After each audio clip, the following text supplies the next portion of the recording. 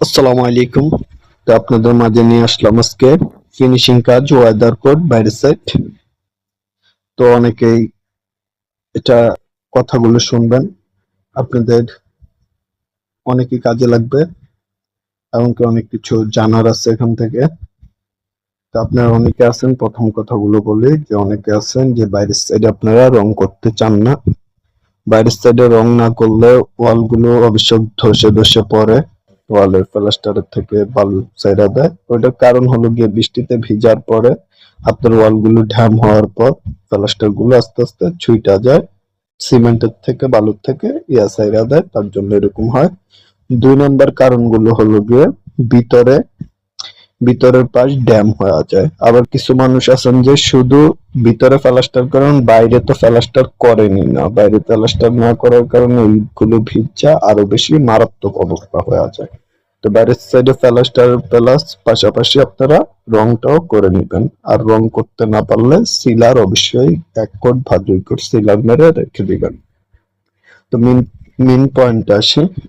তো আপনারা যারা এই যে ফিনিশিং কাজগুলো করাবেন এবং কি আপনারা অনেকে চান যে কম রং যেন যায়, তার জন্য আপনারা বলেন যে রং পাতলা মারার জন্য। আমি একটা কথা বলি যে বাইরের সাইডে ওয়েদার কোট পাতলা না মারে ভালো, কারণ আপনি ওয়েদার কোট আপনারা 20-25 বছরও হাত দেওয়া লাগবে না যদি আপনারা যদি কাজগুলো যদি ভালো করে করাতে পারেন। রঙের কালার জ্বললা যাইতে পারে 5-7 বছর পরে, 10 বছর পর রঙের কালার জ্বলবে, কিন্তু রং উঠা দইসা দইসা পড়বে না। এবং কি 2 নম্বর পয়েন্ট হলো গিয়ে আপনারা প্লাস্টারের উপরে কখনোই সিলার ছাড়া ডাইরেক্ট রং মারবেন না।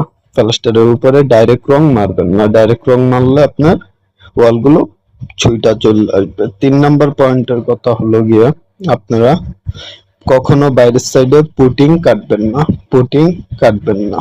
আপনারা ওই যে ডাইরেক্ট সিলার মেরে পুরো ওয়ালের পুটিং কাটে কিছু কিছু জায়গায়, এটা ভুলেও করবেন না। এটা কিছুদিনের জন্য সুন্দর হবে, ঠিক আছে, তারপরে এগুলো ফুললা কিছুদিন পর 1 বছর 2 বছর পর ফুললা ফুললা সুন্দর মতো চলটা ধরে পুরাটা পইরা যাবে।